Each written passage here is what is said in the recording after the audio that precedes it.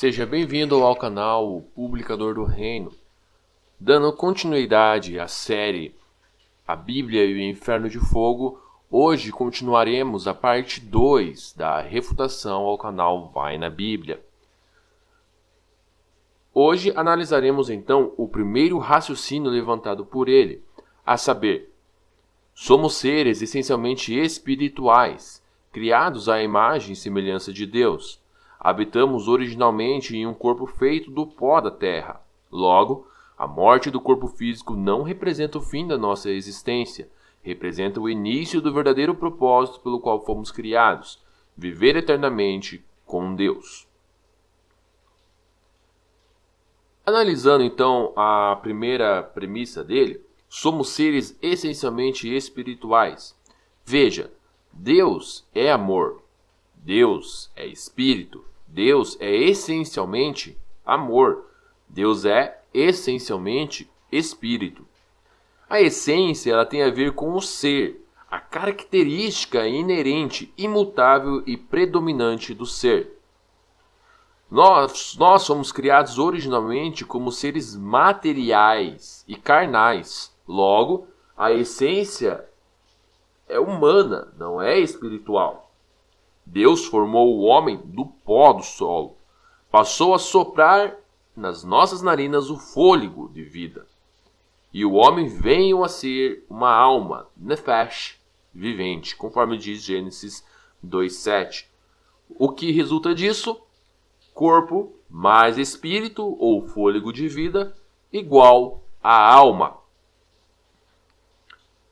Não há absolutamente nenhum ponto de semelhança essencial no qual possamos nos comparar a Deus. Afinal de contas, Jeová disse em Isaías 40, 25 e 26, a quem podeis assemelhar de modo que eu deva ser feito igual a ele? Então, esta primeira premissa, ela está totalmente equivocada. Vamos à segunda.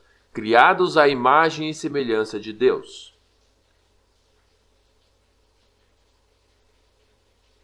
Agora temos ali a falácia da falsa comparação. A falácia costuma se apresentar do seguinte formato. Se A é conjunto de E e D, e B é o conjunto de D e E, então já que ambos contêm D, A e B são iguais. Apenas uma leve semelhança é requerida para que seja possível usar esta falácia. Exemplo. Ambos são macios e fofos. Não existe diferença entre um cão e um gato. São iguais.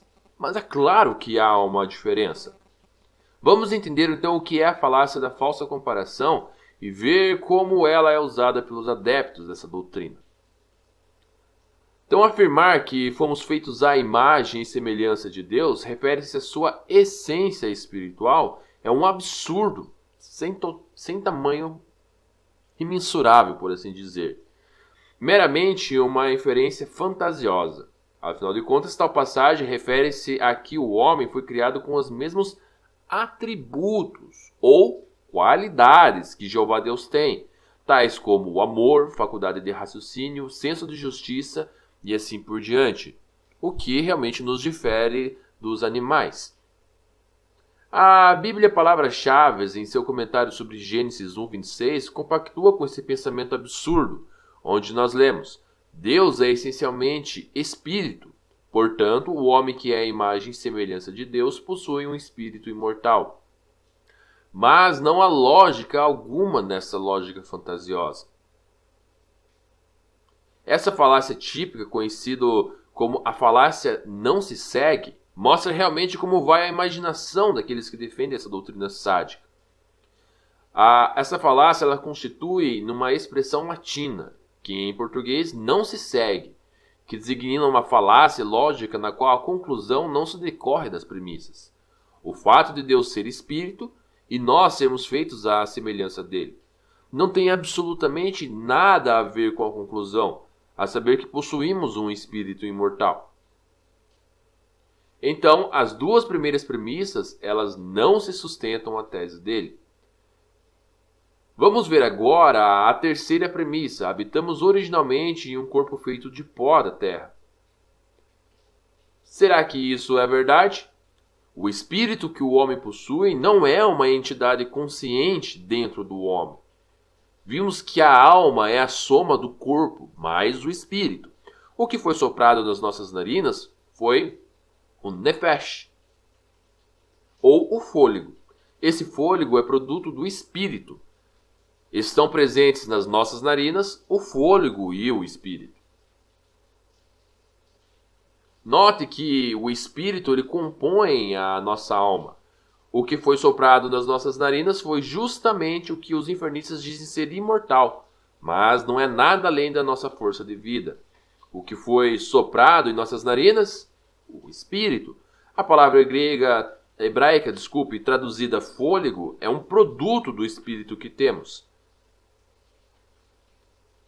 Não é à toa que ali diz, conforme diz Gênesis 7:22, morreu tudo em que o fôlego do espírito estava ativo nas suas narinas, a saber, todos os que estavam em solo seco. A diferença entre fôlego e espírito pode ser exemplificada da seguinte forma. Uma pessoa que tem uma parada respiratória fica sem o fôlego. Nas suas células estão vivas, então ela ainda possui espírito ou força de vida. Assim, é possível reanimar a pessoa por técnicas onde ela possa receber fôlego, ou seja, o oxigênio.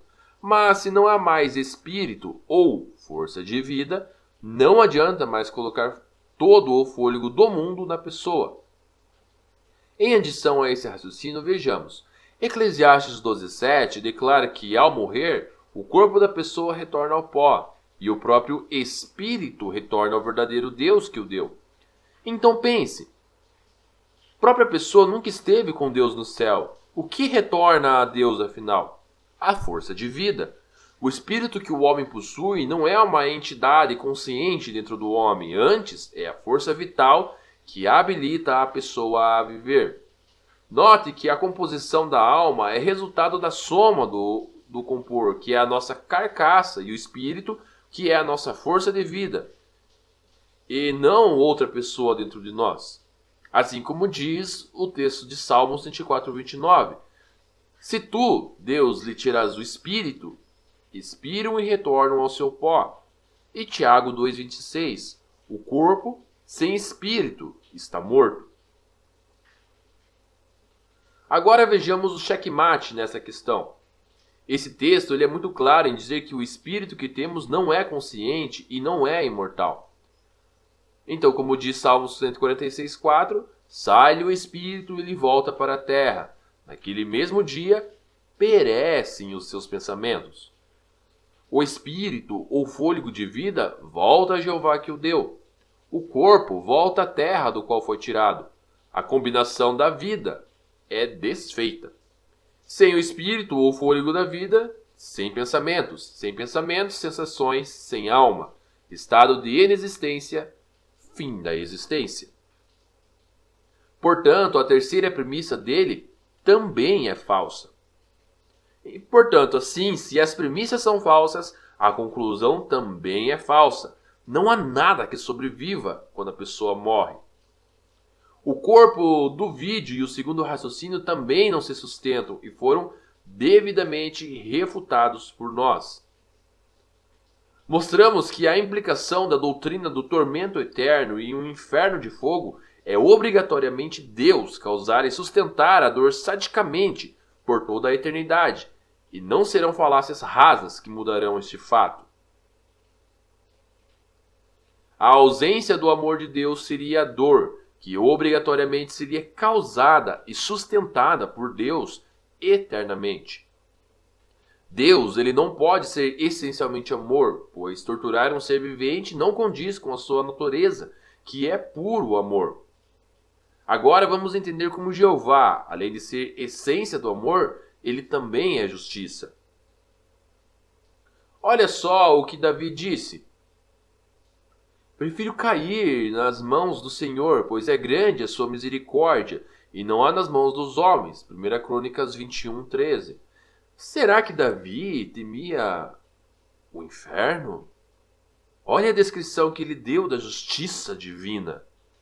Por que não pediu para cair nas mãos do homem? Será que ele preferiu arriscar-se a ser mandado então para o inferno? Logicamente, conhecendo a mente humana, Davi sabia que o homem é infinitamente cruel e mau, e que cair no julgamento de Jeová será sempre a melhor opção, pois Deus é amor e exerce a devida justiça. No grau correto, é perfeitamente justo. Se Davi então acreditasse no tormento eterno, provavelmente ele preferia ter sofrido então nas mãos dos homens e não nas mãos de Jeová. Jeová, quando ele age, ele usa todas as suas qualidades em conjunto, em harmonia perfeita. Ele não exclui o amor ou a sabedoria na hora de julgar. Não iria anular o amor ao demonstrar a sua justiça, conforme diz Provérbios 3:12. A justiça de Jeová, ela é perfeita. Olho por olho, dente por dente. Já dizia a lei dada a Israel. E esse princípio lembrava aos juízes que a punição não devia ser excessiva, muito menos insuficiente. E além disso, a Bíblia ela não deixa dúvidas. A rocha, perfeito é tudo o que ele faz, pois todos os seus caminhos são justos. Deus de fidelidade que nunca é injusto. Justo e reto é ele. Já escrevia então Moisés em Deuteronômio 32:4. Jeová não pune com sofrimento eterno algum erro cometido em um espaço limitado de tempo.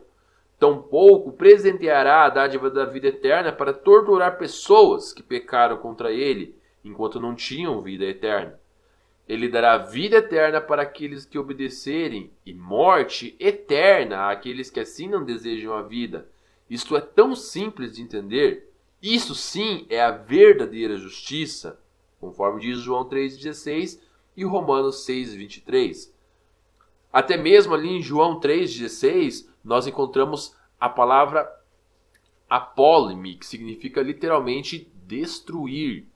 Então, a pessoa que não exercer fé em Jesus Cristo, ela vai ser destruída, ela não vai ser atormentada.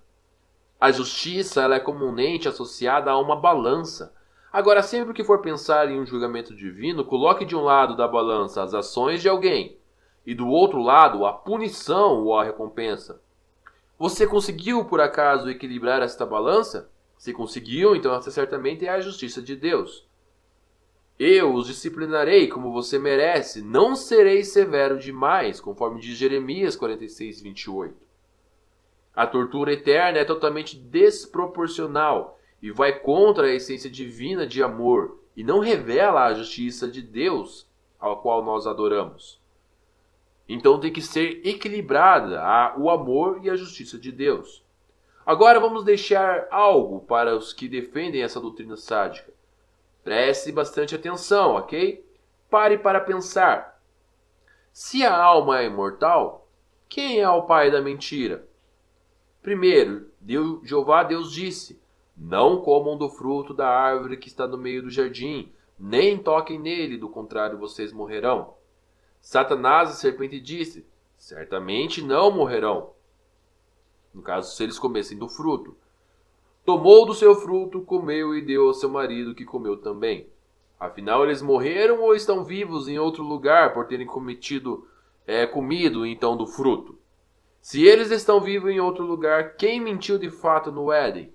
Foi Jeová ou foi Satanás? E quem de fato cabe o título de pai da mentira? Esta, sem dúvida, é algo para aqueles que acreditam na doutrina do inferno de fogo e do tormento eterno meditarem com muito carinho. Então, este era a parte 2 da nossa refutação. Muito obrigado por estar acompanhando os nossos vídeos. Deixa aí o seu like, comenta e não deixa de compartilhar. Você vai estar ajudando então a outras pessoas a verem essa refutação e quem sabe também elas possam aprender o que realmente a Bíblia diz. Vai na Bíblia, mas aprenda a usar ela primeiro. Até mais, o publicador do Reino do Brasil para o mundo.